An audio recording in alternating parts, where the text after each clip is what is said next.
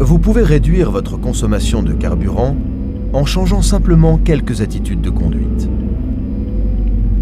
Voici quelques conseils en images de différentes situations de conduite quotidienne qui vont combattre bon nombre d'idées reçues et vous aider à réduire votre consommation. Dans la mesure du possible, je stationne mon véhicule dans un garage, car la température ambiante de celui-ci me permettra de réduire la surconsommation à froid et aussi de bénéficier d'une température plus accueillante dans l'habitacle.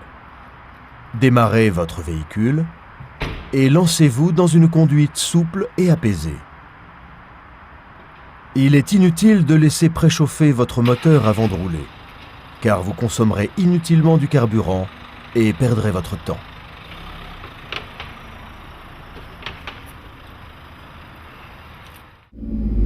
Pour vous, le point d'amélioration le plus facile à mettre en œuvre est d'adapter les passages de vitesse. Pour moins consommer, il faut que vous soyez sur le rapport le plus élevé de votre boîte de vitesse le plus rapidement possible. Engagez le 3e rapport de vitesse des 30 km/h, le 4e des 40 km/h et le 5e à 50 ou 60 km/h. Passez vos vitesses de façon optimale, des 2000 tours minute pour un moteur diesel et 2300 tours minute pour un moteur essence.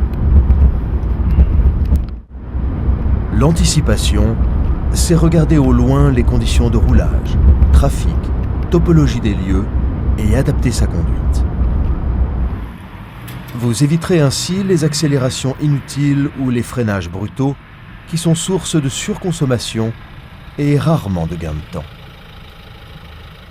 À 200 mètres d'un rond-point, levez le pied de la pédale d'accélérateur et laissez votre véhicule rouler sans utiliser les freins. Pied levé de l'accélérateur, l'injection de carburant est coupée. Vous roulez gratuitement. À l'approche du rond-point, rétrogradez en 3e et traversez celui-ci en accélérant légèrement. À 200 mètres d'un feu tricolore, si celui-ci est au vert, il y a de fortes chances qu'il passe au rouge quand vous arriverez à sa hauteur. Levez le pied de l'accélérateur et laissez progressivement votre véhicule décélérer pour arriver jusqu'à lui. Si le feu est au rouge et que vous observez au loin que les véhicules sont à l'arrêt, levez le pied de l'accélérateur pour retarder au mieux l'arrêt de votre véhicule. Vous aurez vraisemblablement l'opportunité de voir cette file de véhicules redémarrer et vous éviterez ainsi de freiner et de réaccélérer inutilement. Lorsque vous apercevez un péage au loin, levez le pied de la pédale d'accélérateur et laissez votre véhicule décélérer jusqu'à la barrière de péage. Vous aurez parcouru ainsi 500 mètres gratuitement en allant aussi vite que les autres. Si vous êtes amené à vous arrêter au moins 30 secondes suite à des travaux, un accident à cause d'un embouteillage ou pour faire une course, coupez votre moteur. Si le véhicule dispose du système Stop and Start, le moteur s'éteint automatiquement. En effet, un redémarrage est équivalent uniquement à une consommation de 4 à 5 secondes d'un moteur au ralenti. En ayant coupé votre moteur, vous ne consommez pas de carburant, ne polluez pas et ne faites pas de bruit.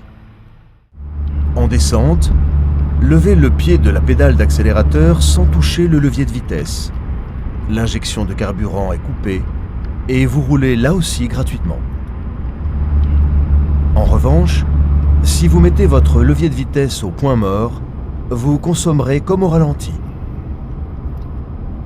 En montée, sans chercher à accélérer, restez sur le rapport de vitesse sur lequel vous êtes, quitte à perdre progressivement un peu de vitesse. Sur autoroute, si vous roulez à 120 km/h plutôt qu'à 130 km/h, vous réduirez votre consommation d'environ 1 litre et vous ne mettrez que 4 minutes de plus pour parcourir cette distance. Cela mérite réflexion. En roulant à 110 km/h, vous économiserez 1 litre supplémentaire. Si vous n'êtes pas pressé, Cela représente au total une économie de 30% de carburant. C'est donc tous les jours les soldes. Sur autoroute, quand il fait chaud, vous pouvez utiliser la climatisation.